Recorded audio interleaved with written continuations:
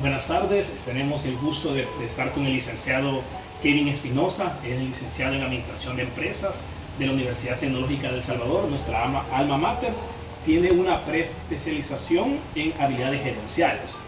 Compañeros y compañeras, tenemos este enorme placer de estar con el licenciado. Nosotros vamos a hablar acerca del tema del contrato de suministros, ventajas y desventajas. La razón por la que hemos invitado al licenciado Espinosa es porque él tiene una amplia experiencia, ha sido analista de compra durante 3 años en Grupo Cuántico SADCB, popularmente conocido como Donkeys, restaurante Donkeys. Actualmente tiene un negocio, es un restaurante de comida mexicana, donde también por lo mismo él es conocedor bastante de este tema. Entonces, Kevin, un gusto, gracias por estar acá con nosotros. Quizás para las personas que no saben qué es un contrato de suministros, me gustaría poder comenzar esta entrevista hablando de qué es un contrato de suministros. Okay, en este caso, un contrato de suministro viene a ser lo que es un acuerdo general de ambas partes, ya sea en este caso del proveedor como del cliente, donde tú estableces ciertas políticas a seguir durante el contrato, políticas donde se establecen vigencia del contrato, cláusulas, políticas de devoluciones o cambios de productos. Okay. Entonces, en este caso viene siendo eso, el acuerdo que beneficie o rija las reglas con las que ambas partes van a desarrollar el contrato durante el tiempo que dure. Muy bien, en tu experiencia, ustedes tenían muchos proveedores, muchos contratos con diferentes proveedores, quizás por el rubro que es el rubro de restaurante, imagino que sí. No sé cuántos ustedes. Fíjate que en total de proveedores se podría mencionar alrededor de 5 a 6. Okay. Como tú mencionabas, lo del rubro.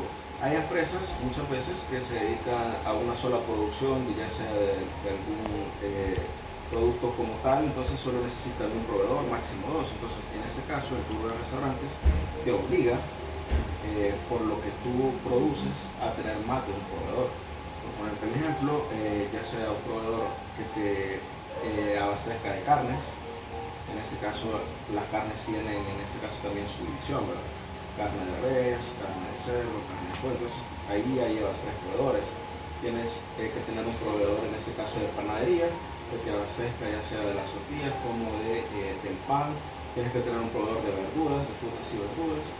Entonces, muchas veces depende de lo que te mencionaba, básicamente del rubro de la empresa como tal. Así es la necesidad de proveedores que tú tienes que tener. Ok, de acuerdo. Quizás para poder hablar un poco sobre esos contratos de suministros, ¿cuál sería de los principales errores que se cometen en una empresa o en tu experiencia que estuvieron en Donkeys de estos contratos de suministros con esos proveedores? Porque en este caso un error común puede ser la vigencia del contrato como tal, por las cláusulas de pago, ¿verdad? Es decir, cada cuánto tiempo tú vas a realizar en ese pago, en este caso el pago del producto que te están abasteciendo, y otras pueden ser las políticas en caso de retrasos en las entregas. Okay. O algún daño a la hora de entregarte el producto como tal, o algún faltante de este también. Quizás para poder entender, el error sería no establecer como estas cláusulas en el contrato en caso hayan problemas con la entrega, problemas con productos. Sí, porque al momento que esos problemas te pasan, entonces al no tener algo por escrito o establecido previamente, quedan en el aire, ¿verdad? Ambas partes, sin saber qué acción tomar, siempre buscando que ambas puedan salir beneficiadas y no tener pérdidas para el público. Ok, de acuerdo. ¿Qué le recomiendas tú quizás a una empresa para no tener estos errores? Tú me hablabas antes de que hiciéramos el video de que tenían proveedores externos, internos, entonces quizás nos puedes explicar un poco sobre eso. En este caso, recomendaciones pueden ser hacer lo que te mencionaba antes, pero establecer una fecha de vigencia del contrato como tal, establecer las cláusulas, las fechas de pago, establecer una política clara en caso de retraso o cambios de producto como tal. Sí. Y en este caso te pudiera mencionar también, siempre basándonos en la dependencia del rubro que la empresa se dedique, no es bueno tampoco tener un solo contrato con un solo proveedor. Okay. En este caso entran otras políticas, factores que te pueden afectar. Por ponerte tal vez un ejemplo rápido, un proveedor de verduras. Sabemos que el país no tiende a ser un país que su mejor virtud sea lo que es la producción agrícola, ¿verdad? Entonces, muchos de los productos que nosotros consumimos, en especial frutas o verduras, vienen de otro país. De Guatemala, imagino. Ajá, en el mayor de los casos, es así. Entonces, cuando tú tienes solo un contrato con un proveedor y solamente trae esas verduras y esas frutas de otro país, entonces pasan factores climáticos, por ejemplo, que las siembras, los cultivos se pierden como tal, políticos, alguna diferencia entre países, hay problemas en fronteras. Entonces, ¿qué pasa? Entonces, tú no puedes estar limitado a tener un solo proveedor. Entonces, en ese caso es recomendable también que tengas ya sea una opción más, y preferiblemente que en este caso, su dependencia tampoco sea del mismo sector. Entonces, en este caso así garantizas siempre tener disponibilidad en tu stock para poder realizar lo que son los productos, ¿no? Ok, perfecto.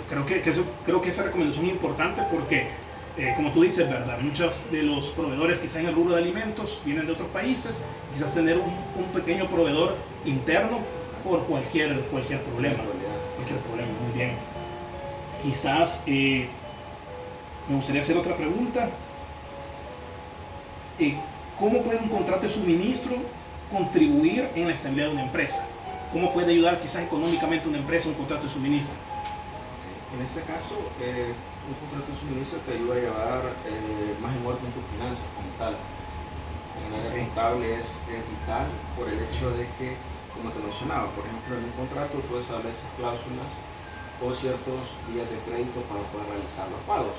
Ustedes tenían créditos con los proveedores. Entonces, es decir, el proveedor llega, te entrega el producto, te entrega lo que es su crédito fiscal, ¿verdad? Entonces, previamente tú estableces los días de crédito que tienes para pagar ese producto como tal. Por ponerte el ejemplo, 30 días. Entonces, ¿qué pasa? Entonces, para el área contable y el área financiera, o sea, tú tienes un cierre de mes donde cuadras tus ganancias y realizas lo que son tus pagos. Entonces, también te evita el hecho de poder realizar los pagos de tu caja chica como tal, ¿verdad? Ok, sí, de acuerdo. En resumen, es llevar más en orden tus finanzas. Y quizás también la parte del inventario, me imagino que también funciona, porque eso ya como un día en los cuales se realizan los pedidos. Normalmente los pedidos se realizan por lo mismo, ¿verdad? El rubro de restaurantes que tratas con alimentos, no puedes hacer un pedido excesivamente grande, porque todo tiene su fecha o su vida útil como tal, ¿verdad? Sí. Tienes que seguir lo que es el orden del método PEPS, que son las primeras entradas, primeras salidas. Entonces, también tienes que ser bastante riguroso con eso y con el tema de los pedidos. Entonces, muchas veces, aunque no realices un pedido como tal X día, tienes que hacer un inventario al final del día para saber el siguiente día con lo que tú empiezas, en base al movimiento del restaurante, tú puedes ya hacer el siguiente día un pedido, siempre acorde y ir cubriendo 1 o 2 días para garantizar también la calidad de los productos. Me imagino que es bien diferente como otras empresas quizás que se les suministran, no sé, otra materia prima como, no sé, ladrillos, arena, quizás a un rubro de restaurante, porque es como tú dices, ¿verdad? La vida de la verdura, de las carnes, de todos estos proveedores, la vida útil o sus fechas de caducidad son mucho más cortas. Entonces, ustedes les obligan a hacer pedidos semanales, pedidos quizás 2 o 3 días. 2 o 3 días. Bien. Sí. Quizás, como empresa, ¿cuál es la importancia de tener una comunicación constante con sus proveedores? ¿O cómo ustedes llevan la comunicación con sus proveedores en tu experiencia? Pues es clave, te podría decir casi que diario. Las formas de comunicación en este caso varían, ¿verdad? Depende también del proveedor. En algunas ocasiones era directamente por WhatsApp o directamente por correo electrónico. Eran como son los medios más comunes para poder tratar el tema de los pedidos. Y la comunicación es importante por factores como los que te mencionaba antes, de desabastecimiento, por ejemplo, con algún producto de demanda alta, quizás no se tenga, o eso. Entonces es importante que tú estés consciente o que el proveedor te diga X retraso que se pueda tener, entonces para que tú preveas eso.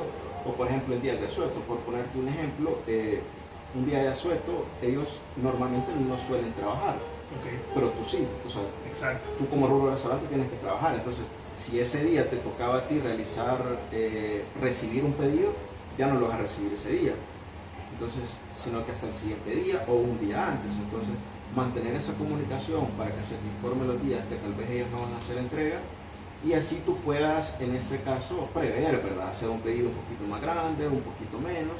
Entonces, la comunicación, clave. Ok, de acuerdo.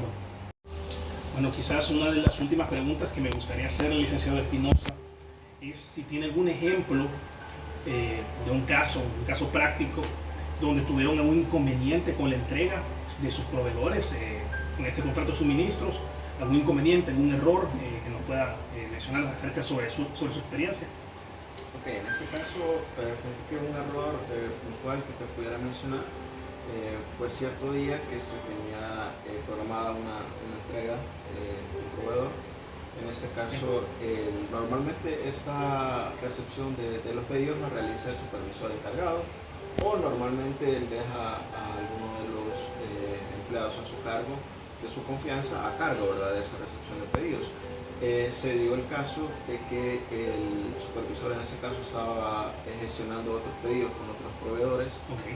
No estaba la persona designada y el proveedor llegó, ¿verdad?, a realizar la entrega. Hay que tomar en consideración también que ellos también tienen su tiempo, ¿verdad? Sí.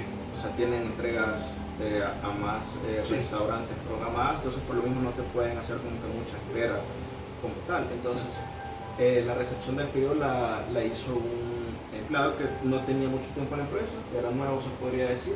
Entonces no estaba muy familiarizado cómo era el proceso de recepción, ¿verdad? El contar las unidades, verificar la calidad en la que llegaba el producto. Entonces, posteriormente, que ya el supervisor realizó lo que es la revisión del pedido, del inventario, entonces se dieron cuenta de que hacía falta algunas unidades. Justamente en ese pedido había un error. Muchas veces pasa que cuando menos piensas, pasan ese tipo de escenarios. Entonces, ¿qué sucede? Aquí entra mucho en juego el tema que hablábamos al inicio, de las ventajas que se puede tener y las políticas que se deben dejar establecidas en el contrato. Entonces, ¿qué pasa? Como tú tienes ya un contrato con este proveedor, existe cierta, en este caso también, atmósfera de confianza, ¿verdad?, de ambas partes. Entonces, se platicó en este caso con el proveedor, ¿verdad?, con el vendedor asignado en este caso, le explicamos la situación, el inconveniente que se tuvo, el faltante que hubo, algo que ya está regulado, como te mencionaba, en las políticas previamente establecidas. Entonces, caso contrario, si tú no tienes un contrato establecido con estas políticas, con un proveedor, difícilmente se te va en este caso reponer algún faltante en un producto o algún producto que te llegue dañado. Okay. Entonces sería como el caso puntual, pero como te digo, o sea, se pudo resolver mucho por el tema de la confianza que ya había con el proveedor y el tema de que ya estaba algo establecido en el contrato inicial. Qué bueno, licenciado. Creo que también es parte de lo mismo que hablamos al principio, de poder trabajar con un solo proveedor, trabajar con proveedores de confianza, y eso es, creo que ayuda un montón en estos escenarios. Bueno, muy bien, de nuestro lado, prácticamente sería el final de la entrevista que tenemos con el licenciado Espinosa. Hemos aprendido un montón sobre el contrato de suministro, se lo agradecemos muchísimo. Hemos aprendido ventajas, desventajas, errores comunes. Hemos aprendido sobre casos y sobre la diferencia que hay en este rubro de restaurante. Quizás ya para finalizar, el licenciado Espinosa, y para finalizar esta entrevista, quizás una última recomendación que le gustaría hacer a estos estudiantes que están escuchando acerca de este tema. En este caso, mencionar independientemente del rubro de la empresa que se pueda tener, la importancia vital que tiene realizar un contrato con un proveedor. Tú te aseguras en este caso una mejor, como te mencionaba, salud financiera. Okay. Tú te aseguras tener proveedores de calidad. Okay. Y tú te aseguras también estar siempre abastecido. También entra en juego lo que te mencionaba, no tampoco quedarte solo con un solo proveedor como tal, sino tener opciones, ¿verdad? Que en casos fuera de tus manos, como habíamos mencionado, tú tengas siempre una solución. Entonces eso, y tomar mucho en cuenta las políticas que tú vas a establecer en el contrato para que no tengas contratiempos a futuro. Okay, de acuerdo. Muchísimas gracias, licenciado Espinosa. Creo que eso es vital para que podamos tener un buen acuerdo. Creo que, a mí se me ocurre ahorita, muchas empresas, muchos negocios que están comenzando y que son informales. Muchas veces no tienen contratos formales, sino que son acuerdos, son solamente hablados. Entonces creo que es muy importante poder establecer estos contratos. Entonces esto sería todo. Muchas gracias, licenciado Espinosa, nuevamente, y muchas gracias, compañeros.